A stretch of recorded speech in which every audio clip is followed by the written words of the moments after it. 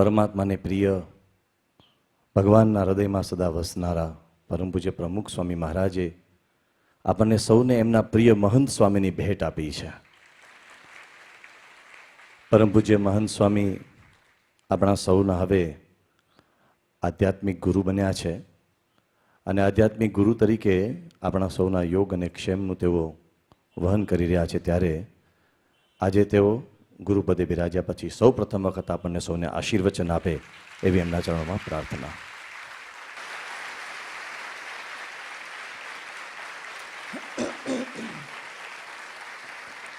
શ્રી સ્વામિનારાયણ ભગવાનની જય, અક્ષર પુરુષોત્તમ મહારાજની જય,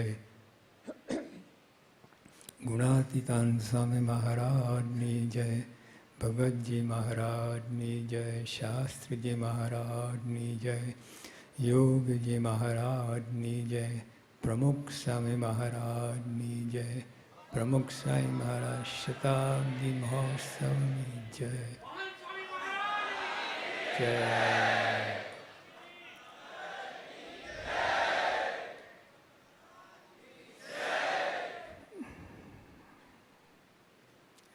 સ્વામીએ ખૂબ મોટી જવાબદારી આપી છે, પણ એવું છે એમને જ ધરાવ્યું છે. આપણે જવાબદારી ભગવાનને માથે નાખીએ. સ્વામીએ જે કાર્ય કર્યું છે સંપૂર્ણ મહારાજને માથે જ નાખી. એ કોઈ દિવસ માનતા નથી, ક્યારે આપણે મનાવ્યું નથી કે હું કરું છું. એ વાત છે કે દરેક કેટલી વાર ધડાયું છે પોતાના જીવનથી, ઉપદેશથી, બધી રીતે. તો એક એ વાત આપણે ભૂલવાની નથી. તો જો એને લીધે જવાબદારી બધી ઘણી સરળ થઈ જાય છે. મહારાજને માથે નાખવાનું અને પછી જે કરવું ઘટે આપણે કરવાનું. જો મહારાજે લખ્યું પ્રથમના 74માં કે સત્સંગ વધે અથવા ઘટે એ મહારાજની મરજી, પણ પ્રમુખ સાહેબને આપણે જીવનમાં જોયું છે. આફ્રિકાથી પાછા આવ્યા, લંડનમાં આપણે હેરોમાં મંદિર કરવાનું હતું, પણ એમાં સફળતા ના મળી. પણ પરત પુરુષ પ્રયત્ન પૂરેપૂરો કરે છે અને પછી આ વાક્ય બોલ્યા કે ભગવાનની ઈચ્છા હોય એમ થાય. આપણે પહેલાંથી જો ભગવાન માથે દોડીએ, સત્સંગ વધે અથવા ઘટે તો કાંઈ ના થાય. એટલે આપણે પુરુષ પ્રયત્ન બધા કરવાનું છે. એટલે એક એ વાત બધી. અને અમારી સંયોજન સમિતિ એ યોગી બાપાના પ્રમુખ સાહેબ મહારાજની હાજરીમાં ઉપસ્થિત થઈ અને ખૂબ જ સંપ છે અમારામાં. અને દેખાય છે કે એ સમિતિ દ્વારા જ પણ આપણને ઘણું બધું કાર્ય થશે. એના શંકા વિનાની વાત છે. તમને બીજાને વિશ્વાસ આવે કે ના આવે, પણ મને તો વિશ્વાસ છે જ કે આપણે ઘણી એકદમ સચોટ છે.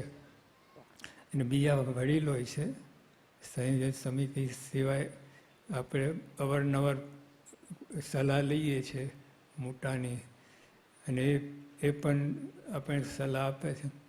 તો એ દ્વારા પણ આપણને ઘણું રાહત થશે. અને ત્રીજી વાત જે આપણે હમણાં ડૉક્ટર સ્વામી વાત કરી, ઈશ્વર સ્વામી વાત કરી, વિવેકસાર સ્વામી વાત કરી, ત્યાગોલો સ્વામી બધાએ વાત કરી. સંપમાં જો હશે ને તો આપણે કોઈનું વાર વાંકું નહીં કરી શકે. સંપ નહીં હોય તો બધું છેદાન મેદાન થશે. તો આપણે સંપ રાખવાનું. સંપ રાખવાનું એક તો ડૉક્ટર સ્વામી વાત કરી નિષ્કામ ધર્મ. એ આપણે જેટલું હોય એટલે આપણે દ્રઢતાપૂર્વક એની જરૂર નથી એવું મનમાં ના રાખતા.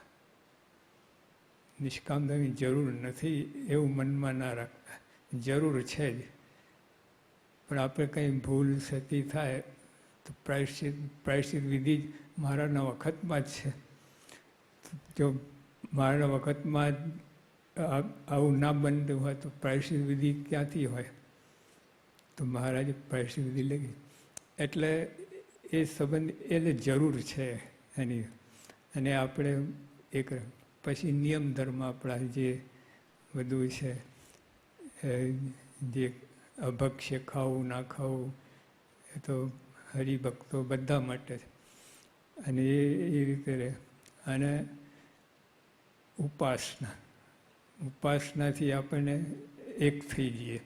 ઉપાસના આપણે જો અત્યારે આપણે લાઈન બંધ આવે છે, શ્રીજી મહારાજ, ગુણાતીતાન સ્વામી, ભગતજી મહારાજ, શાસ્ત્રીમાં, યોગીમાં અને પ્રમુખ સાંઈ મહારાજ, આપણે આ લાઈનમાં લઈએ. અને નાની વાત નથી, બહુ છે મોટી વાત. મહારાજે કહ્યું કે અનંત બ્રહ્માંડનો રાજા હોય, અનંત બ્રહ્માંડનો રાજા કેટલું જોર કરે, પણ જેને સત્સંગ ના હોય તો જીવન અલેખે છે. હવે અનંત બ્રહ્માંડનો રાજાને સત્સંગ ના હોય, પણ મહારાજે કહ્યું છે. તો જો આ એટલે જે સત્સંગી છે આપણને, મહારાજે કહ્યું કે ન ઘટે એવો સ્વભાવ હોય, જેવો તેવો હોય, સત્સંગ પડી રહ્યો હોય તો પણ એનો અતિશય ગુણ લેવું, મહારાજ કહ્યું. એટલે આપણે આ ગુણની વાત છે. અવગુણનો ત્યાગ અને ગુણ ગ્રહણ, આ તો સનાતન સિદ્ધાંત છે આપણા માટે તો, કે આ એમાં પ્રગતિ થાય જ નહીં. તમે જો યોગી બાપાએ કહ્યું વન વે, એક જ નિશાન અક્ષરધામમાં જેવું છે, ગુણ ગ્રહણ અને અવગુણની વાત ત્યાગ કરવાની છે. એટલે આપણે આ મનમાં રાખીએ બધું તો આ સંપ રહે. અને સંપ રહે તો કોઈ વાર વાંકો ના કરી શકે. અને આપણે કાર્ય આગળ વધારવું છે. શાસ્ત્રીમાં જે કહ્યું છે મારું કાર્ય ચાલુ રહેશે. તો જો આપણે આળસી જવા નથી, આપણે તો ડબલ જોર કરવાનું છે. જે પ્રમુખ સ્વામી કેટલું જોર કર્યું, 100 ગણો સત્સંગ વધારી દીધો. કેટલી બધી મંદિરો કર્યા, સંતો કર્યા, બીજું તો કેટલું બધું કાર્ય કર્યું. અને લિમિટમાં, ટૂંકા ગાળામાં. એક બાજુ અક્ષરધામનું કામ ચાલતું હોય, એ સમયે બીજા 5 મંદિરો, શિખરબદ્ધ મંદિરોનું કામ ચાલતું હોય. આ બધું હોય એટલે બધું થઈ શકે. કહેવાનું કે સંપ રહેશે ને તો કોઈ વાર વાંકો નહીં કહે. સંપની બહુ જરૂર છે. યોગી બાપા તો જીવનમાં જીવન મંત્ર જ હતું. સમસ્વરૂપભાવ એકતા, યોગીજીનું જીવન મંત્ર કહે છે. એટલે તો આપણે રહેવું જ જોઈએ. યોગી બાપાએ ખૂબ ઢોલ વગાડીને વાત કરી. 20 વર્ષ કોઈ દિવસ આમ ખાલી જવા દીધું નથી. કોઈ પણ લખે, ડાયરી લખે ને ડાયરીમાં આ બધા શબ્દો લખે. અને આ સંપની વાત અને આપણને અનુભવાય છે. તમે જો અનુભવ થાય તો જો આપણે કુસંપ હોય જરાક, કેટલું મન દોડાય છે. આજે ડૉક્ટર સાથે વાત કરી, મન દોડાય. આ કુસંપથી, અવગુણથી આ બધા મન દોડાય છે. તો ચોખ્ખું ના રહી શકે. એટલે આ બધી વાત ધ્યાનમાં રાખીને આપણે આ જો એક કરીએ, એકતા રાખીએ તો ખૂબ આગળ વધે. જો પ્રમુખ સાંઈ મહારાજે કાંઈ બાકી રાખ્યું નથી. આપણા બધા યોગી બાપાના સંકલ્પ બધા પૂરા કર્યા છે. મંદિરો કર્યા છે, સાધુ કર્યા છે, અને જે આજ્ઞા સ્વામી બાપા કરી, યોગી બાપા કરી, એ બધું જ પાર પાડ્યું. એટલે આપણા માથે તો ખાલી જે આ ભગવાન ભજવાનું છે. દિલ્હી અક્ષરધામ કરવું, અને હમણાં થઈ રહ્યું છે